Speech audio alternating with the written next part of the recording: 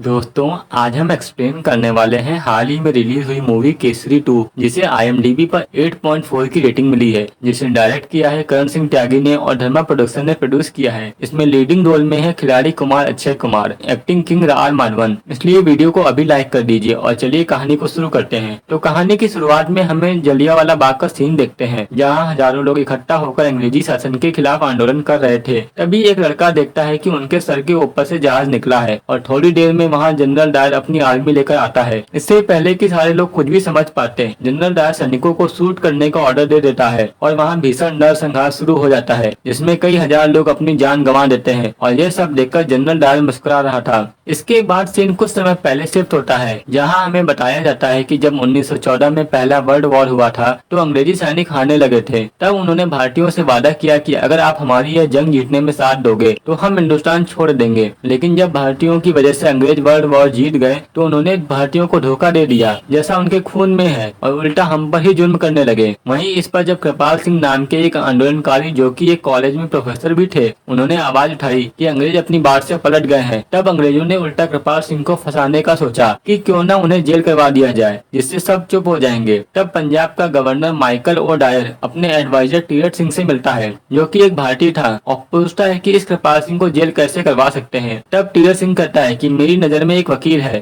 शंकर नायर। वह आज तक एक भी केस नहीं हारा है और वह आराम से कृपाल सिंह को जेल करवा देगा। जिसके बाद टीरथ सिंह जाकर मिस्टर नायर को अंग्रेजों की तरफ से हायर करता है और बताता है कि कृपाल सिंह ने हम पर केस कर रखा है, लेकिन हमें उसी को जेल में डलवाना है, जिस पर नायर मान जाता है। इसके बाद हमें कोर्ट का सीन दिखाते हैं, जहां यही केस चल रहा था। तब नायर ऐसी दलीलें जज के सामने रखता है, जिसे सुन सब हैरान हो जाते हैं। वह बताता है कि कुछ समय पहले एक अंग्रेजी सैनिक बम धमाके में मारा गया था और बम बनाना कृपाल सिंह को ही आता है, जो वर्ल्ड वॉर में भी लड़ चुके हैं। यहाँ वो प्रूफ कर देता है कि कृपाल सिंह ने ही वो बम बनाकर कुछ लड़कों को दिया था और फिर उन्होंने उस अंग्रेजी सैनिक को बम से उड़ा दिया। इससे कृपाल सिंह को जज कुछ समय के लिए जेल की सजा सुना देते हैं। वहीं जाते जाते कृपाल सिंह नायर से कहता है कि तुम वकील अच्छे हो, पर गलत लोगों की तरफ से लड़ रहे हो, जिस पर नायर ज्यादा ध्यान नहीं देता। इसके बाद हम नायर की बीवी को देखते हैं, जहां माइकल आकर नायर को बताता है कि आपने हमें जीत दिलवाई है, इसलिए हमारे सर आपको सर की उपाधि देना चाहते हैं। जो सुनकर नायर बहुत खुश होता है, क्योंकि इससे सब उसकी इज्जत करेंगे। अब अगले दिन एक तरफ तो नायर को सर की उपाधि दी जा रही थी, वहीं आज ही के दिन जनरल डायर ने जलियांवाला बाग में नरसंहार मचा दिया था और कई हजार लोगों ने अपनी जान गंवा दी थी। हालांकि हम देख पाते हैं कि वहाँ सारे सैनिकों के जाने के बाद सिर्फ एक ही लड़का बचा था, जो इतनी लाशें देखकर बस रोए जा रहा था। अब यह कांड करने के बाद माइकल जनरल डायर को अकेले में मिलने के लिए बुलाता है और उसे डांटने लगता है कि तुमने यह क्या कर दिया है। अगर यह बात बाहर आ गई तो सारे भारतीय हमारे विरुद्ध हो जाएंगे और हमें कोई बचा नहीं पाएगा। जिसके बाद माइकल टीरथ से जाकर जलियांवाला बाग की खबर को दबा देने के लिए कहता है और टीरथ कई सारे सैनिक भेजकर हर अखबार कंपनी को जला देता है जिसमें जलियांवाला बाग की खबर थी। यानी अब यह बात कभी बाहर नहीं आएगी। इसके बाद टीरथ आकर जनरल डायर से बताता है, आपने जो कांड किया है उसके बाद शमशान में भी लाशें जलाने के लिए जगह कम पड़ गई है, अब क्या करें। जिस पर डायर कहता है, चुपचाप बची कुची लाशों को नालों में फेंकवा दो, कोई सबूत नहीं बचना चाहिए। यह देखकर टीरथ भी हैरान था कि इसमें जरा सा भी पछतावा नहीं है। इसके बाद जब मरे हुए लोगों के घर वाले अंग्रेजों के खिलाफ आवाज उठाने और सच सामने लाने की कोशिश करते हैं, तो अंग्रेजी सरकार उनके मुंह बंद करवाने के लिए 25 रुपए मुआवजा देने लगती है और उनसे डॉक्यूमेंट पर अंगूठा लगवा लेती है कि हमें अंग्रेजों से कोई भी शिकायत नहीं है। हालांकि अभी भी कुछ लोग अंग्रेजों के खिलाफ आवाजें उठा रहे थे,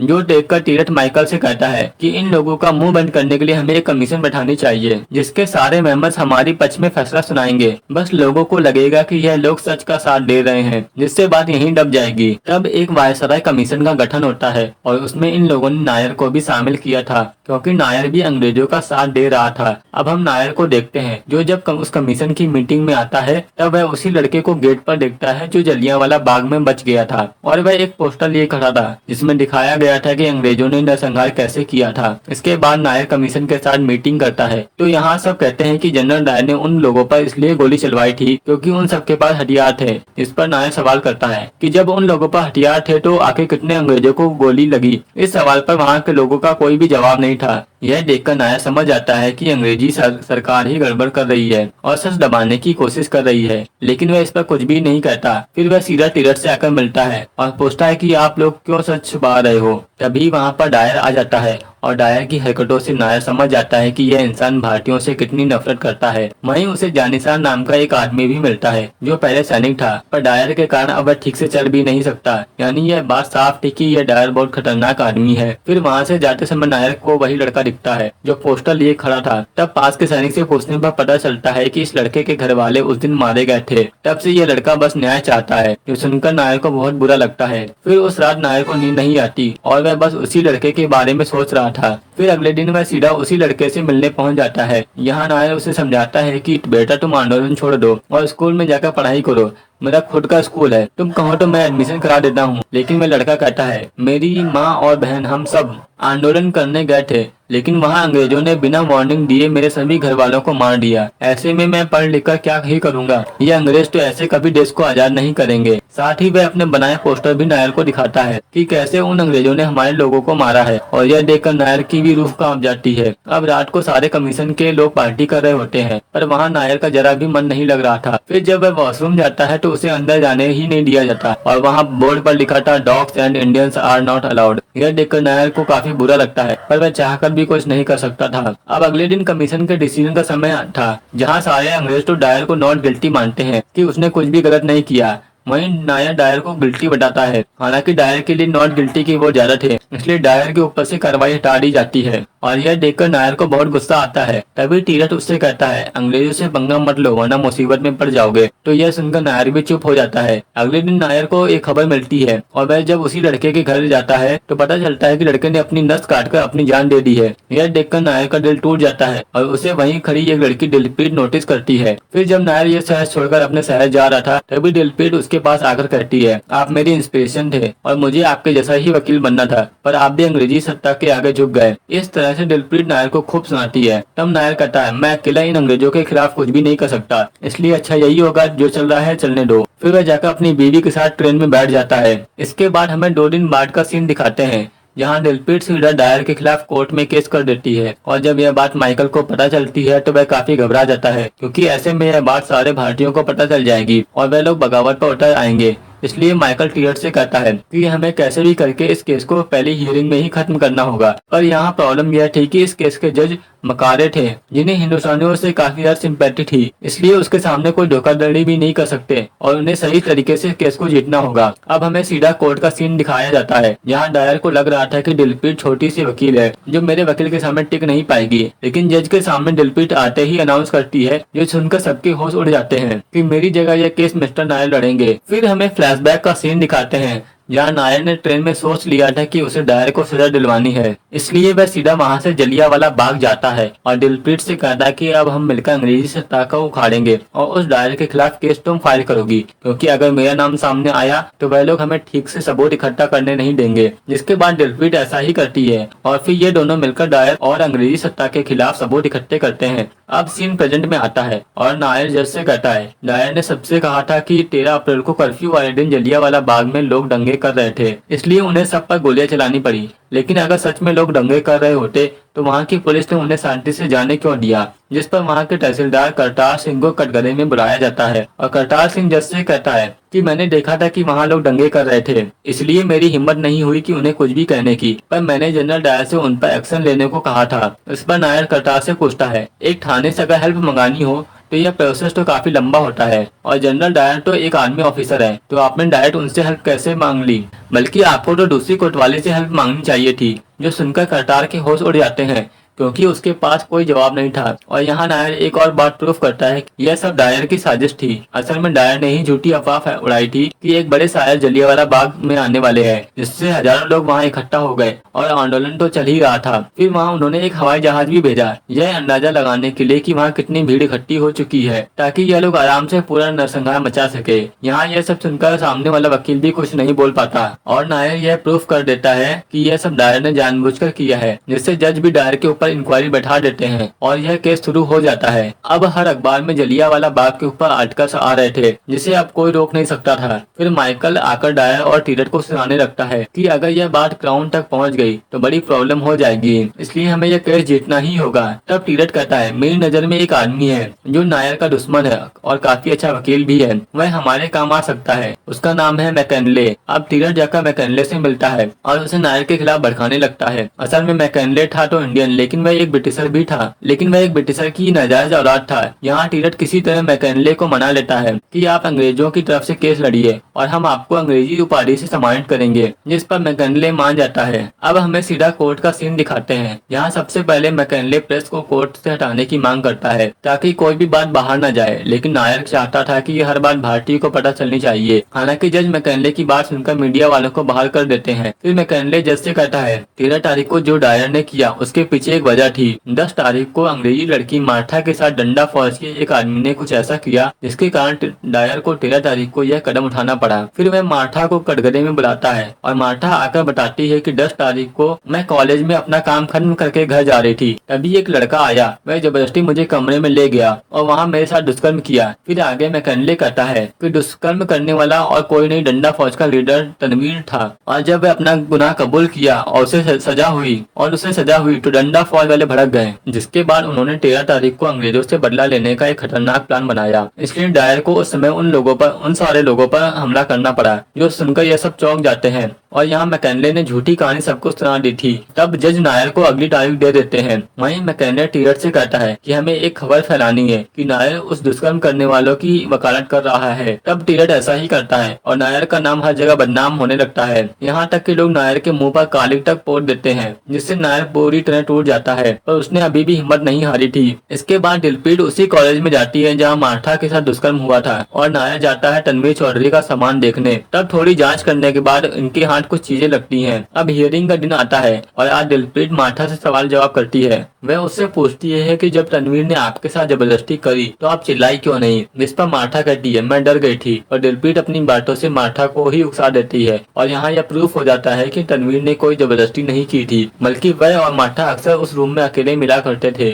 और दोनों लवर थे। फिर मार्था रोते हुए सच बताती है, मैं तनवीर से प्यार करती थी, पर एक बार मुझे तनवीर के साथ प्रिंसिपल ने पकड़ लिया, जिसके बाद तनवीर को जेल हो गई क्योंकि वह एक इंडियन था और मुझ पर प्रेशर डाला गया मैं उस पर दुष्कर्म का आरोप लगा दूं, वरना मेरी काफी बदनामी होगी। यह सुनकर सब हैरान हो जाते हैं और मैकनले का पासा उल्टा पड़ जाता है। हालांकि यहाँ मैकनले किसी तरह डायर को बेगुनाह साबित करने में लगा हुआ था। तब जज अगली हियरिंग की डेट देते हैं कि मिस्टर नायर आप एक गवाह लेकर आइए, तभी हम डायर पर कार्रवाई कर सकते हैं। अब नायर रात में काफी परेशान बैठा था कि वह गवाह कहाँ से लाएगा। तभी उसे जानिसार याद आता है और वह उससे सारी बातें पूछ लेता है कि डायर ने उसके साथ क्या क्या किया था। वहीं जानिसार बताता है कि हमारी मदद एक ऑफिसर और कर सकता है, डायर का साथी, जो नहीं चाहता था कि डायर किसी भी इंसान को मारे, पर वह डायर को रोक नहीं पाया। अब अगली हियरिंग का दिन आता है और नायर डायर को कटघरे में बुलाता है। नायर पूछता है कि आपने जलियांवाला बाग में खड़े लोगों को पहली वार्निंग कैसे दी, जिस पर डायर कहता है मैंने कोई वार्निंग नहीं दी, वह लोग हम पर हमला करने वाले थे, इसलिए मुझे एक्शन लेना पड़ा।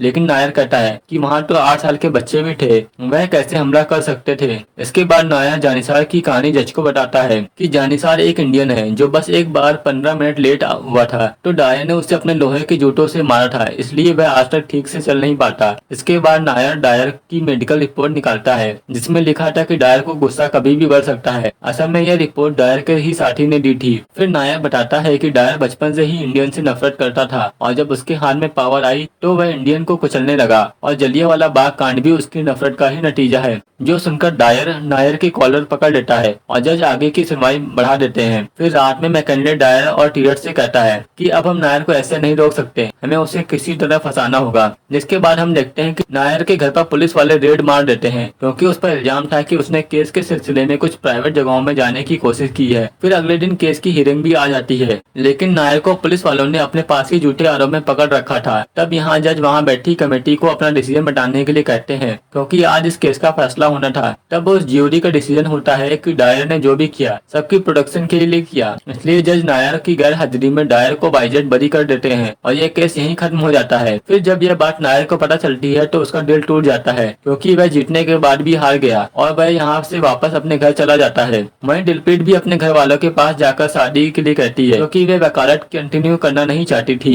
जिसके बाद कुछ दिन ऐसे ही बीत जाते हैं और एक दिन नायर के पास कृपाल सिंह की चिट्ठी आती है जिसमें लिखा था कि जिसको देखकर आपने केस लड़ना शुरू किया था वह मेरा ही बेटा था और सच बताऊं तो मेरे बेटे ने आत्महत्या नहीं की होगी, जरूर उसे अंग्रेजी सैनिकों ने मारा होगा। जो पढ़कर नायर के होश उड़ जाते हैं। इसके बाद अगले ही दिन नायर सीधा दिलप्रीत के पास आता है और कहता है कि अब हम हाई कोर्ट में PIL डालेंगे, पर उनकी अर्जी डालते ही जज इस केस को डिसमिस कर देते हैं। जो देखकर नायर को बहुत गुस्सा आता है और वह जज को एक ही गाली सुना देता है। तब जज उसके ऊपर ही इंक्वायरी बैठा देते हैं कि अब तुम्हारी वकालत हमेशा के लिए खत्म करवा दूंगा। फिर हमें कुछ दिन बाद एक जज की ज्यूरी दिखाते हैं जहाँ नायर के ऊपर इंक्वायरी बैठ चुकी थी और वहाँ कई सारे मीडिया वाले भी आए हुए थे। तब जज कहते हैं कि आप यहाँ सबसे सॉरी कहो और चुपचाप चले जाओ, अब तुम कभी भी वकालत नहीं कर पाओगे। तब नायर सबके सामने खड़ा होकर सॉरी कहता है कि मैं सर सामने नहीं ला पाया। आगे नायर कहता है कि मैं जलियांवाला बाग के बारे में भी बात करना चाहता हूँ और 70 बार काउंसिल रूल के तहत मैं साबित कर सकता हूँ कि मेरे ऊपर जो चार्ज लगे हैं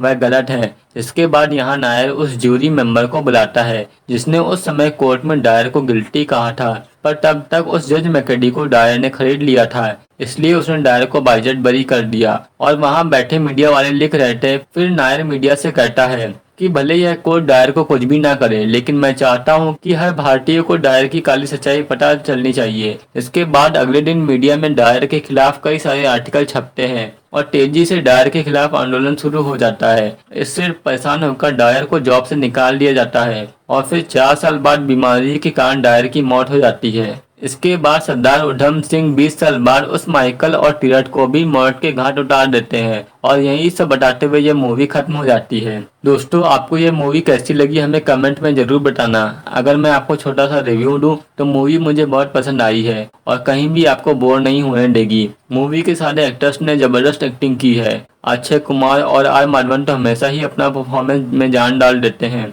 हालांकि आप अपनी राय कमेंट में जरूर बताना और इसके अलावा आप कौन सी मूवी देखना चाहते हो वो भी कमेंट करना।